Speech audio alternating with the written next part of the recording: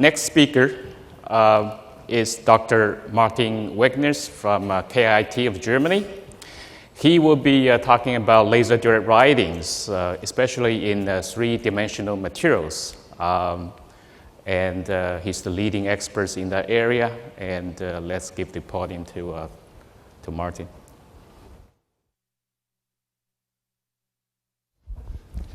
Yeah, hi there, good morning. Thank you very much for the invitation. It's my pleasure to be here and tell you something about our work.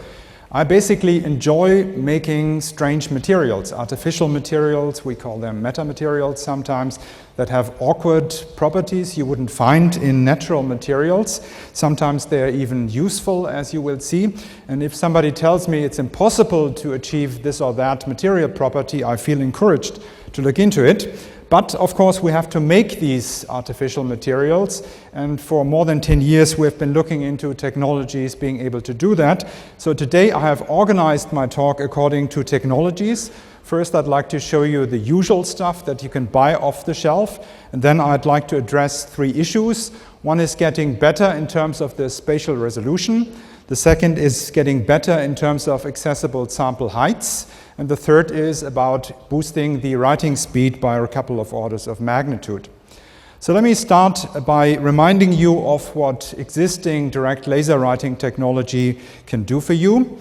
It's basically the three-dimensional counterpart of electron beam lithography. As shown here, you take very tightly focused femtosecond laser pulses, and then by means of two-photon absorption or some other superlinear process, you concentrate the energy in a tiny focal volume, which you then scan relative to a photoresist, computer-controlled. And if you do that with a negative tone photoresist, like shown here, the regions that have been exposed to light stay after the development path and after the developer, and then you can basically achieve any three-dimensional structure you can dream of on the computer.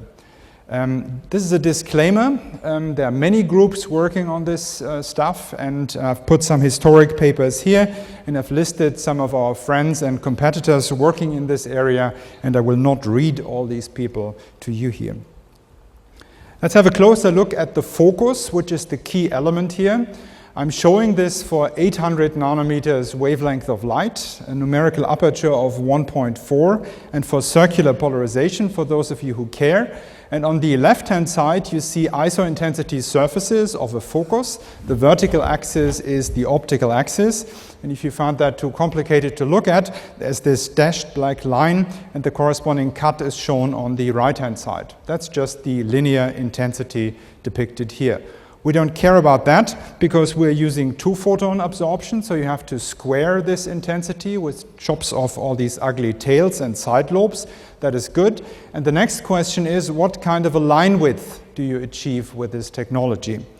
A simple model you can make for many photoresists is the threshold model, and that means if the laser intensity locally exceeds a certain threshold, this material will stay after the developer bath, and if it's below, it will not. So you basically digitize your laser focus, and you will get this bluish egg shown on the left-hand side as the polymer structure. It's elongated in the axial direction because of the finite numerical aperture. The fundamental limit is 2, and typically we get 2.5 elongation in the axial direction compared to the lateral one. So what's the limit? Well, nobody forces you to keep that laser intensity. If you reduce the laser intensity with respect to the threshold, as shown here, on paper, you can basically get 0 nanometer or 1 nanometer line width if your laser is sufficiently stable and the polymer actually behaves this way. And this is something you can buy off the shelf, for example, from our startup Nanoscribe, which has a booth here at the exhibition. It's a tabletop system, it's nothing big, and everybody can use that, and meanwhile, standard formats can be implemented, and it's very easy. Typically, the students learn using that instrument in a week or two to make fancy structures. Let me show you some examples of normal direct laser writing, just in case you've never seen that. The first is to show off something really weird about three-dimensional quasicrystals, the stuff for which Dan Shechtman got the Nobel Prize in chemistry for the real quasicrystals. We are doing that for photonics. You can think of a quasicrystal as a normal crystal in a higher dimensional space. Take a 6-dimensional cubic, simple cubic crystal. You rotate that by a certain angle connected to the golden number, and then you project it to 3 dimensions and put that into your computer, and you can write quasicrystals for light, like shown here. If I zoom into that structure, it looks a bit like a mess at first sight, but if you focus at some point, you will realize there's a local 5-fold rotational axis. And if you still don't believe that, you can let light be the judge whether this is a mess or an ordered structure. So you can just take a green laser pointer, like done on the left-hand side, and you will see a Laue diffraction pattern that has a 10-fold rotational symmetry, which you cannot get for a normal crystal, but which you can get for a crystal, very nicely in agreement with theory. Now, this is something that nature has done for us. But it's interesting, in 2 dimensions there are very many different sorts of quasicrystals. In fact, there are books listing all these Penrose tilings. In 3 dimensions there has only been one type of quasicrystal for a long time in any type of system, and that is the icosahedral one. And Alexander Lederman a couple of years ago started thinking, well, can't we make other 3-dimensional quasicrystals? And we came up with this Rhombicuboctahedral quasicrystal. And she started from 12-dimensional space in this case. She rotated that crystal by an angle connected to the silver number. And then you project it to 3 dimensions, and you get this structure. This is the design structure, which has a local 8-fold rotational symmetry axis, which again you cannot get in normal crystals. And she fabricated these structures. I compare experiment and theory here. And again, if this looks like a mess to you, you may want to have a look at the lower left-hand side panel, where I show you a Laue diffraction pattern taken with a helium neon laser, showing you an 8-fold rotational symmetry. Now, this is just an example for a structure that I do not think any other technology can realize at the moment. Let me show you some more useful stuff in the coming example here. Now, this is a metamaterial, a magnetic metamaterial based on metals. So what we do here is we again start with a photoresist. It's a positive tone photoresist in this case. And then we grow electrochemically, like shown on the lower right-hand side, gold in this structure by having an indium tin oxide electrode. That's the green stuff here. We grow that, and then we calcine the photoresist, and we get gold structures on a glass substrate. And in this case, it's this helical structure, basically an array of little electromagnets into which the light field induces a circulating and oscillating electrical current. And this is not a huge technology. In fact, we are not using a clean room for doing the stuff I'm showing you here. This is tabletop stuff, and this is the electroplating. I showed you the direct laser writing before. And by this kind of a technology, we can make structures like shown here. This was on the cover of Science in 2009. It's this gold helix metamaterial that not only has interesting optical properties, but it has useful optical properties. It basically serves like a circular polarizer. You send from one side unpolarized light, and on the other side you get out circular polarization. Well, you say, big deal. Well, the key here is you get it over an octave of bandwidth, and that is not easily accessible with other technologies, and that's why we and others were quite excited about this result. Let me show you something more recent. It turns out that the operation wavelength is proportional to the diameter of these helices, and hence if you taper the diameter, you can taper the operation wavelength and even increase the bandwidth of this device. This is the idea that Justina Gansel followed in this work here, and I'm showing you some design parameters. There are trade-offs. You don't want to make it too long and you don't want to make it too short. That's an optimized structure here, and I'm showing you here calculated properties. And if you look at the upper left-hand side panel at the red curve, this shows you the transmission for left-handed circular polarization in and left-handed circular polarization out. And you can see this humongously broad stop band that extends from about 30 terahertz, around about 10 microns wavelength or so, to 90 terahertz. That's now a factor of 3 in bandwidth here, and it has a very large extinction, so you completely suppress one polarization. In fact, the properties anticipated are so good that there is no characterization optics you can buy to actually check whether we have achieved them at the moment. But nevertheless, we have made this structure. It's again a gold structure that you see here on a glass substrate made with this technology. And we've gone to the limits. The helix is almost closing at the thin end because of the thickness of the wire, basically, and it's almost touching these helices at the upper part here. This is the limit, and if you care about the optical properties, they are detailed in this paper I'm citing at the lower right-hand side. So this is all stuff you can do with existing commercially available technology. Let me show you things that we are doing in the lab and that are newer. And one thing is that we'd like to make finer features and we'd like to get better resolution. But line width and resolution, let me make this point, are not the same thing. In fact, as I showed you, there is no fundamental limit on line width, but there is a fundamental limit on resolution in the sense that Ernst Abbe introduced that about a century ago. Just because I'm not a native speaker, I've actually dug it up in the Oxford Dictionary. Resolving something is not a statement on line width or feature side, it's a statement on separating things that are closely adjacent. I'm saying that because there's some confusion about that in the literature. So basically what I want to show you is that we cannot only make thin lines in 3 dimensions, but we can also make dense lines like shown here. So why is it then that there is a limit on resolution? Let's look at this figure again that I showed you before. Here we have one focus, and as I mentioned, there is no limit on line width. You can go to 50 nanometer line width, big deal, but you can't get 50 nanometer resolution.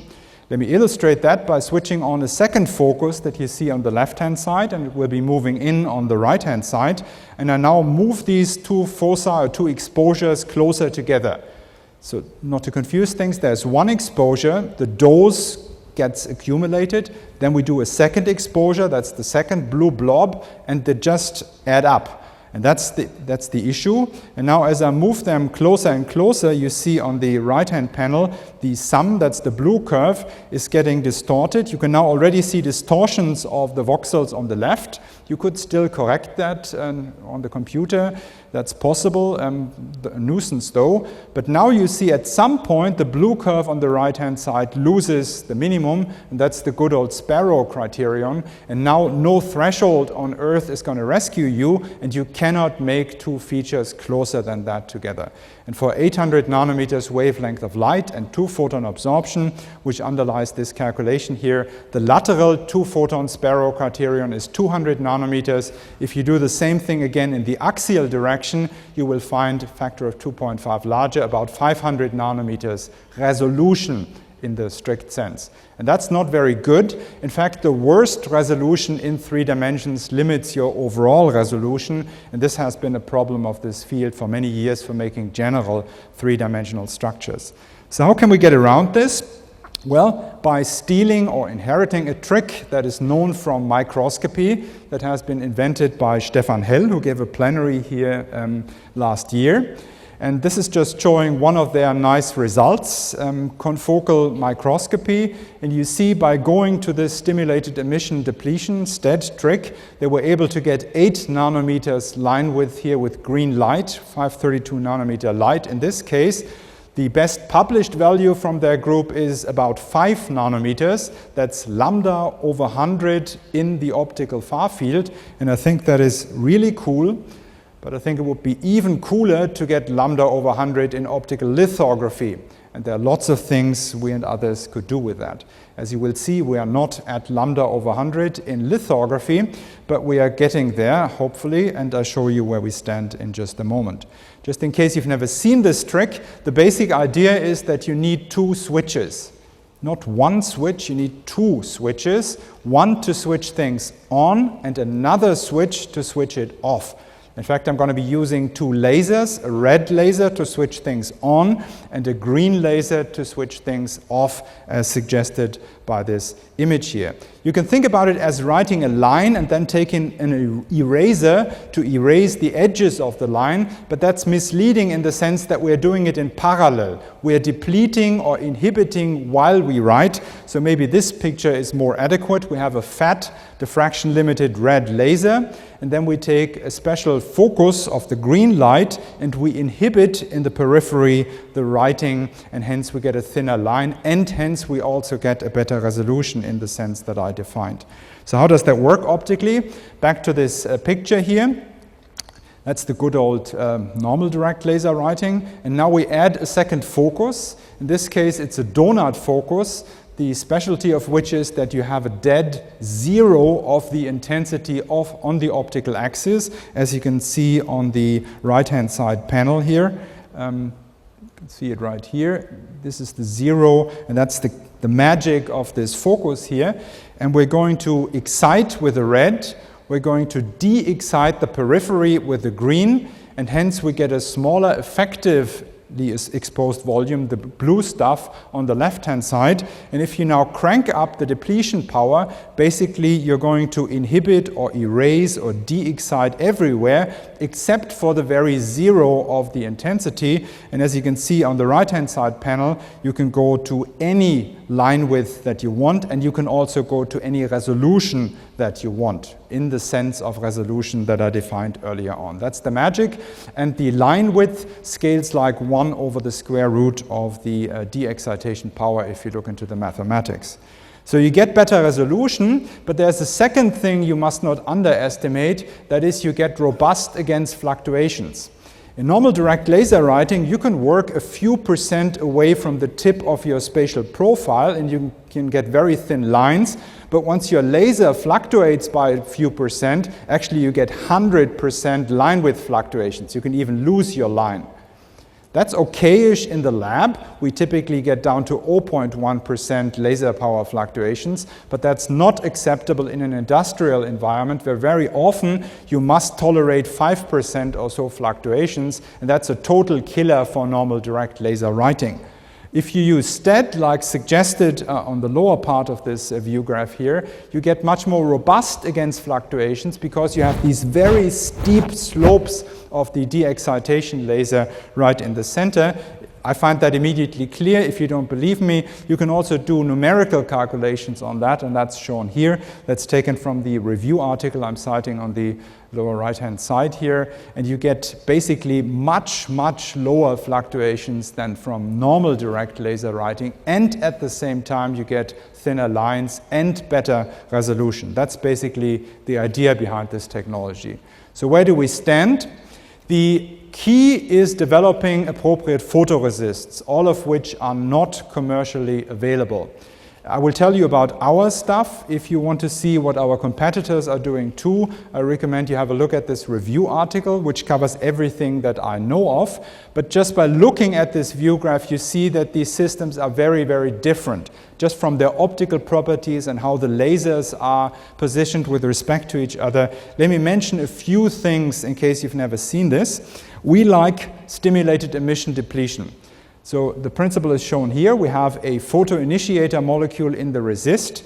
We excite that with 2-photon absorption, the 2 red arrows. And then after a while, the system undergoes intersystem crossing to the triplet state from the singlet to the triplet. Then you generate radicals and you generate polymer chains. That depends actually on the photoresist you are using.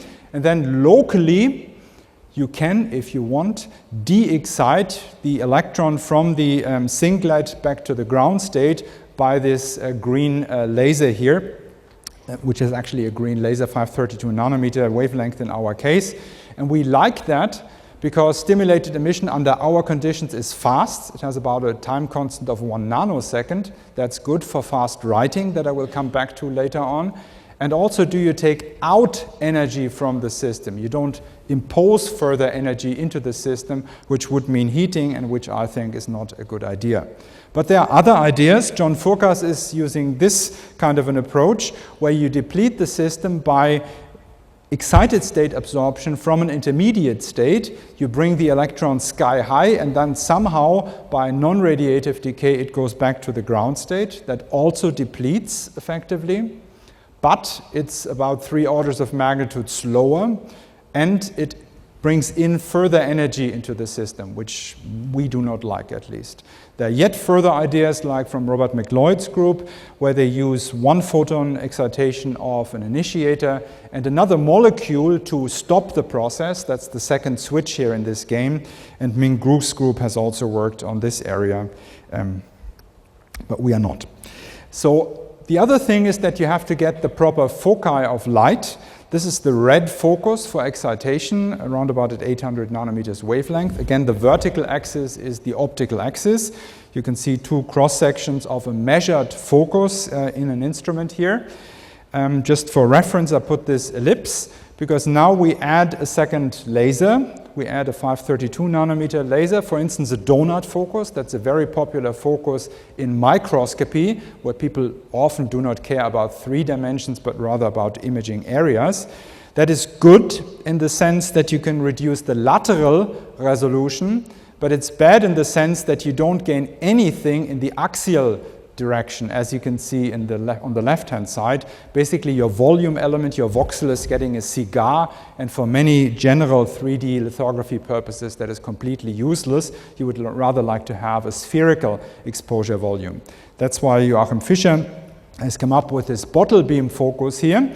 It's a simple phase mask that gives you this kind of a focus that has a high-intensity blob on the top, a high-intensity blob on the bottom, so they kind of eat away the excitation around the original focus. And then additionally, you have a ring in the lateral plane that eats away from the sides. And in this fashion, you improve the resolution in all 3 dimensions. And fortuitously, you also get a more spherical exposure volume, which is exactly what you want for a general type of 3-dimensional optical lithography.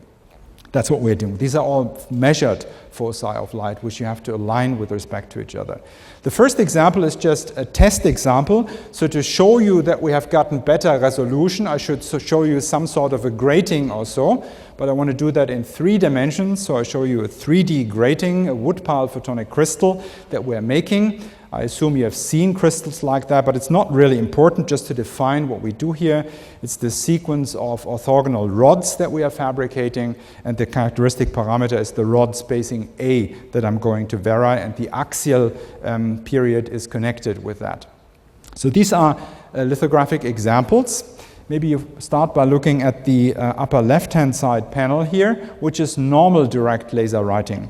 And what we're doing there is we are ramping up the excitation power in steps of 1%, and we go from underexposed eventually to overexposed. That's what we always do in lithography. And if you have the resolution, somewhere in between you get an open structure.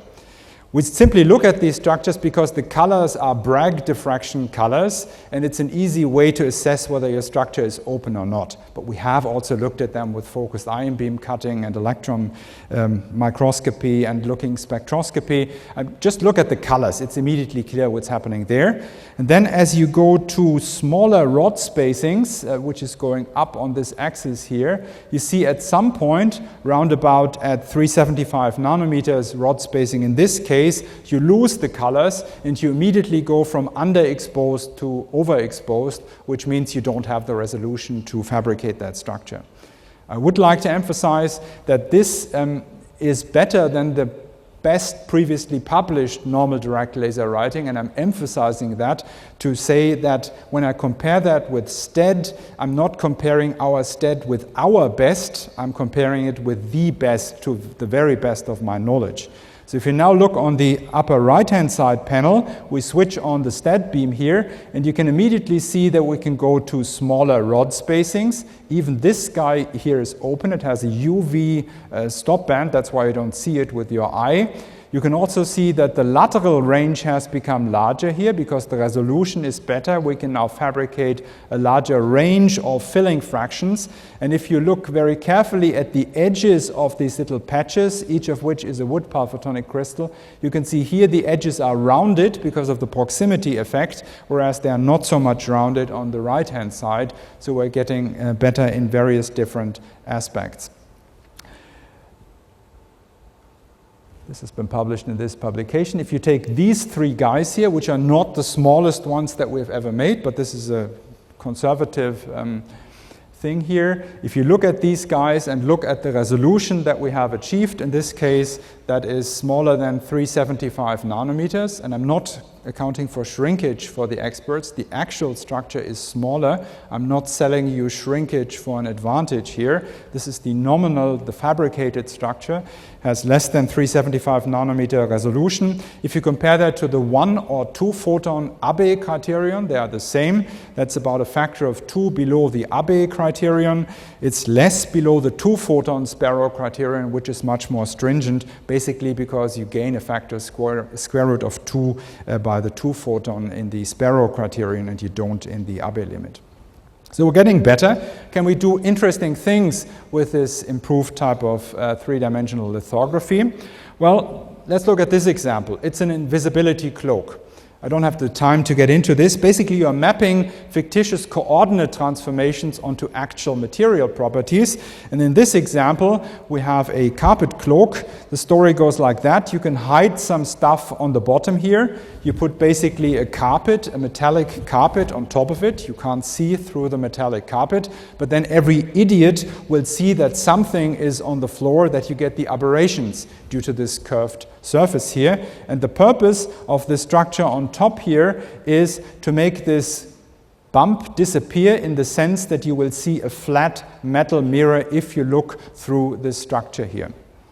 And in this sense, it's an invisibility cloak. Basically, and then it sounds less like science fiction, that's a very demanding example of aberration corrections. That's what we are doing here. Huge aberrations, and we can correct them on a very small scale. We fabricated structures like that. That was published in Science in 2010. I don't want to go back to this old stuff, because this is a complicated structure. It has free-form surfaces, has periodic elements, non-periodic elements in it.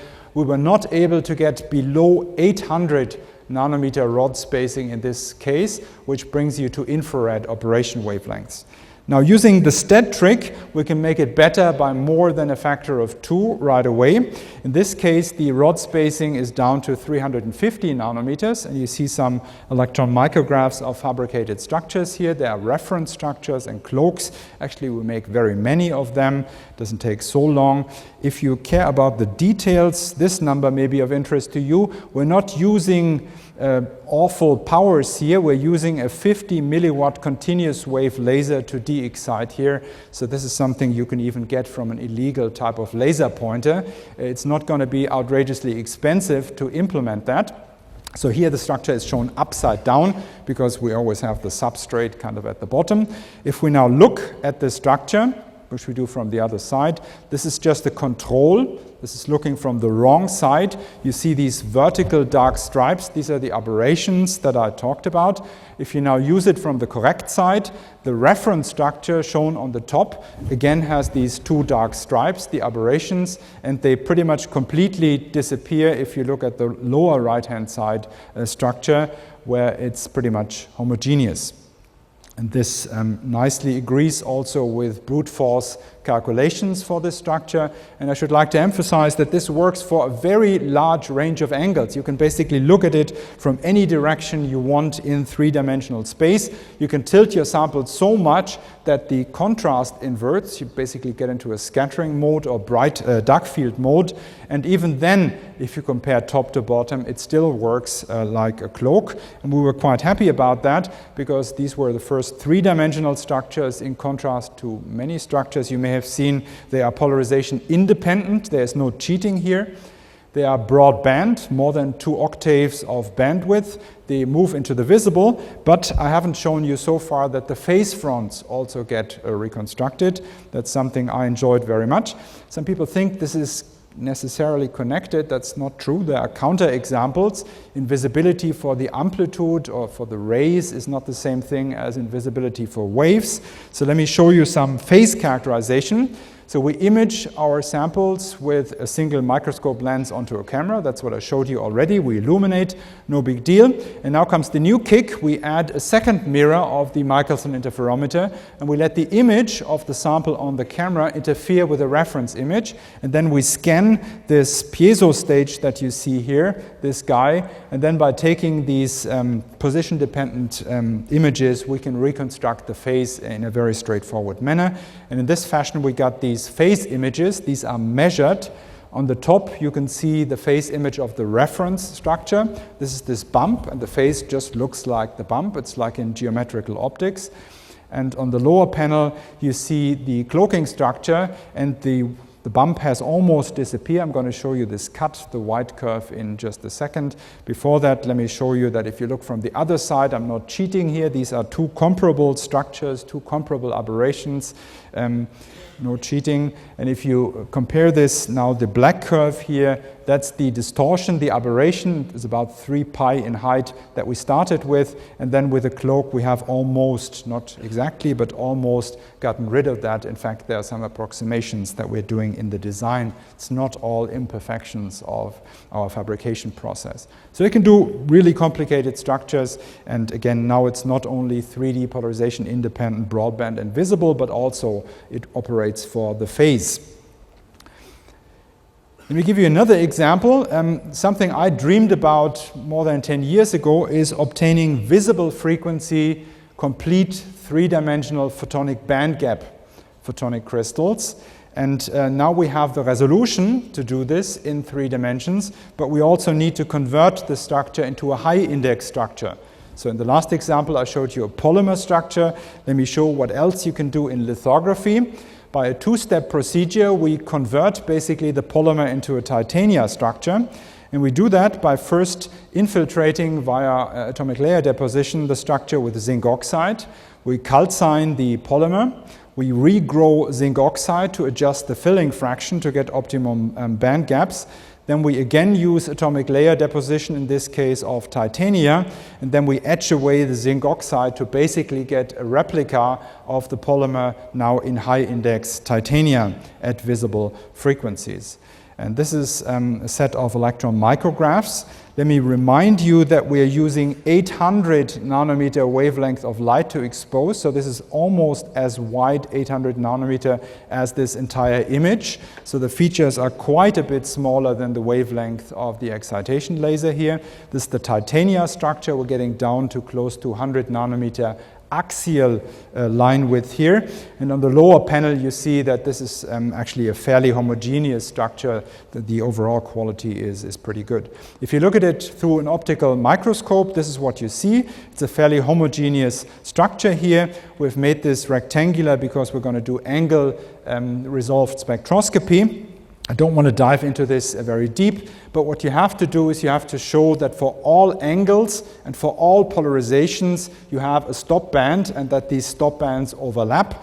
This is a necessary condition. And if you then compare that to theory, you can check, and we have checked, that indeed we get a complete three-dimensional photonic band gap, which is centered in this case here around 700 nanometers wavelength, indicated by this black that is basically opaque, low transmittance region here. So this was one of my dreams, and there are funny quantum optics experiments we're dreaming about with these structures at the moment. Another limitation has been that we can make these teeny tiny structures, but we can't make them very big. I'm not only talking about the lateral footprint, but I'm also talking about the height of the structure. There has been a limitation simply due to the finite working distance of the microscope lens. At some point, you simply bump with your microscope lens into the substrate, and then you cannot write taller structures than that. And for typical parameters, in our cases, this is a working distance of 100 micron, so we can't write structures taller than 100 microns with the kind of resolution that I mentioned.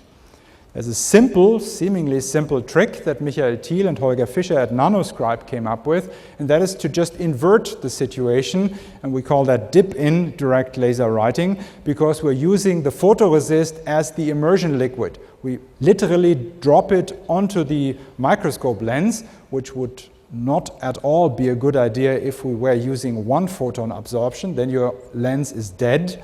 But we're using 2 photon absorption, so it's not a problem. We're doing this hundreds, thousands of times.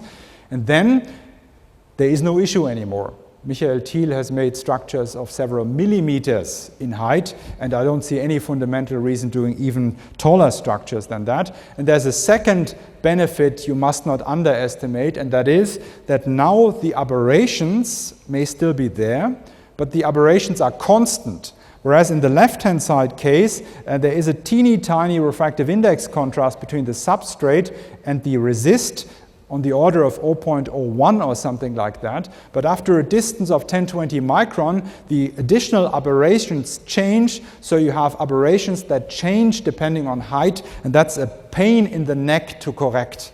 We have done this in the previous examples, but it's really a pain in the neck, trust me. And that's one of the beautiful things about dip-in direct laser writing, that you don't have to do that anymore. Let me show you an example. This is actually not from optics. This is moving into mechanics, which I'm quite excited about.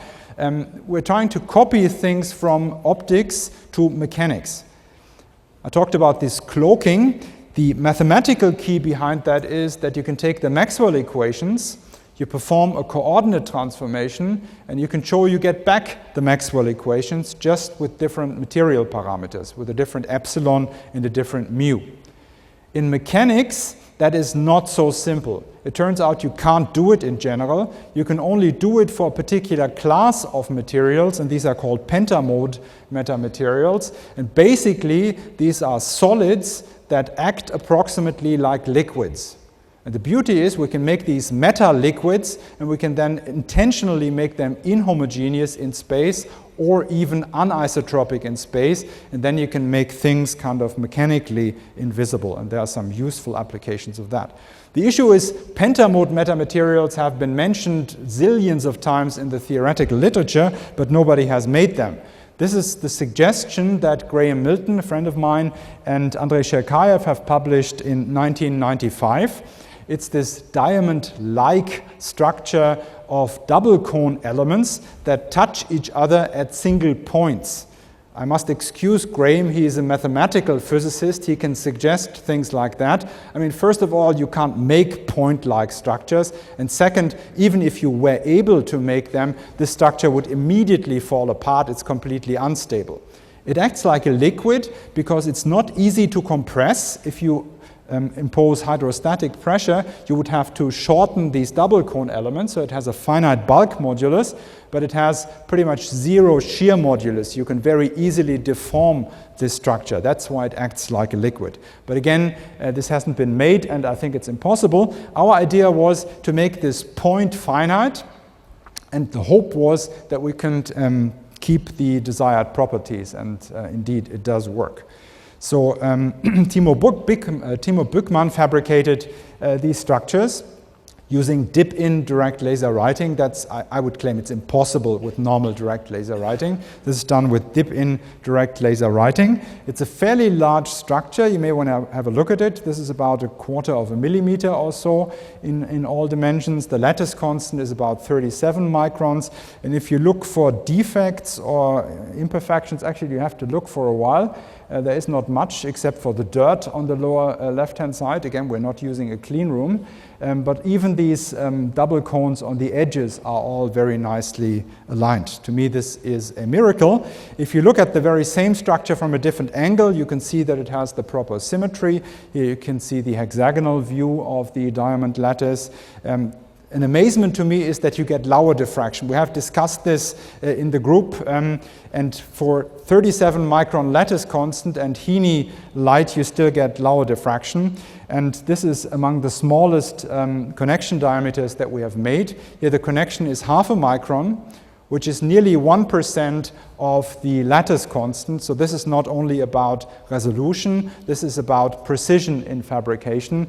And if you compute the ratio of the bulk modulus B to the shear modulus, which should be infinite for an ideal liquid, under our conditions we get above 1,000, which is good enough for many of the things that we are dreaming about. In the very last few minutes, I'd like to show you some results from Nanoscribe, not from my group, regarding increasing the speed.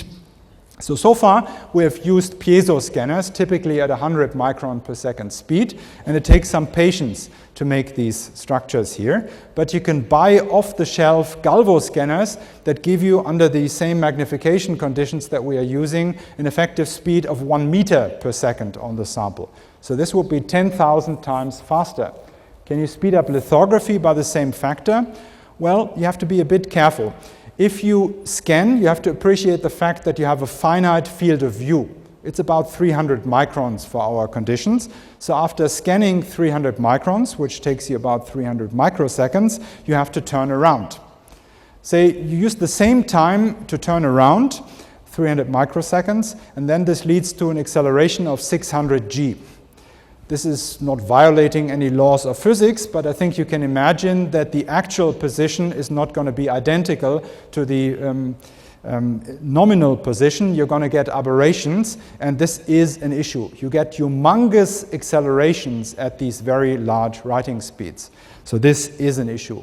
Power is not so much of an issue. If you want to crank up the writing speed by 10 to the 4, you have to crank up the 2-photon dose also by a factor of 10 to the 4. But remember, that scales like the square of the intensity, so you only need a factor of 100 in average power more.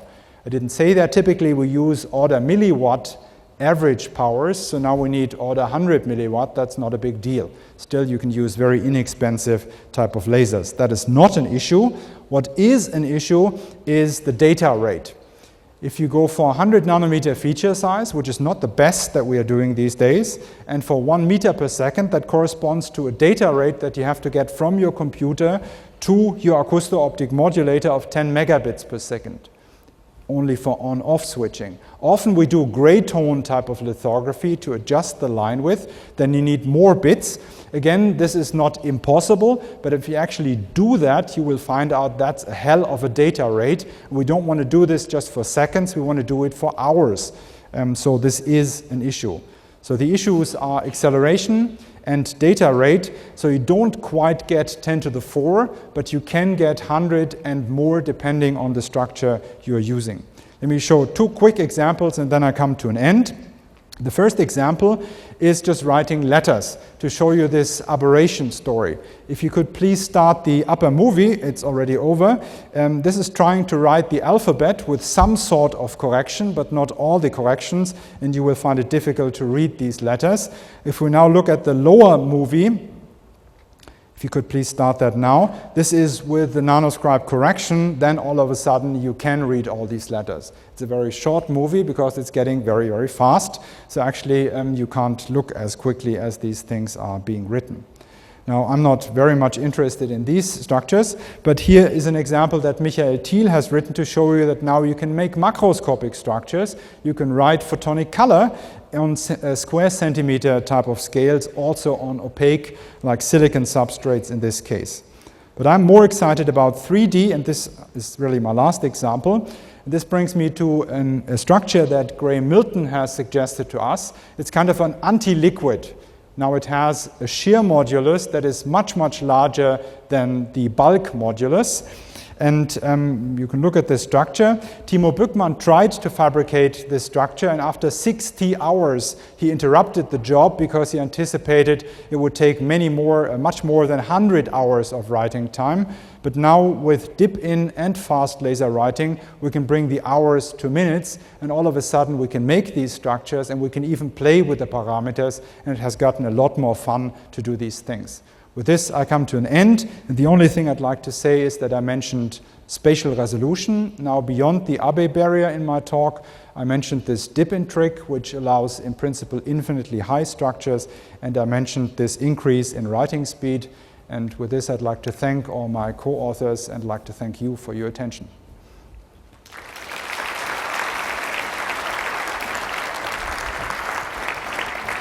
Fantastic work. With time limits, I will allow maybe one question. Well, thank you very much, Dr. Wegener. Oh, yep, please. Sorry. I'm curious about the gold helical structure. You had an orthogonal array. Have you tried looking at hexagonal or other arrays, checkerboarding, anything like that? And does that affect the polarization that comes away from it? Yeah, we looked at all kinds of superlattices, as we called them. You don't gain so much by superlattices. You gain something with another structure I didn't speak about, and that is going from single helices to double, that doesn't bring you much, but to quadruple helices. And that's really, really cool because you can even further improve the suppression of these circular polarizers. But that's another story all by itself. All right, let's thank Dr. Wegener again. Thank you.